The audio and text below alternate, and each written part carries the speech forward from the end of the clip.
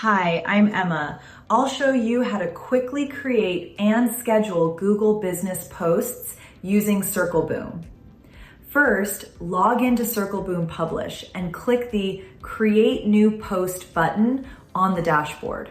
Or you can select Google Business Specific to start creating your post.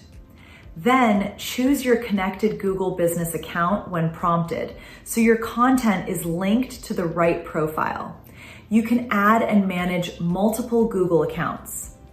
After that, click into the text editor and write your post, or use the AI text generator to instantly create a caption.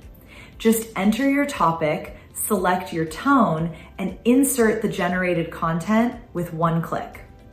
Next, scroll to the media section and click to add visuals. You can upload your own image or choose from Canva, Unsplash, or Giphy directly inside Circleboom to design or select eye-catching content. Then customize your post by adding call to action buttons, creating offers, or including coupon codes if you want to drive more clicks and conversions.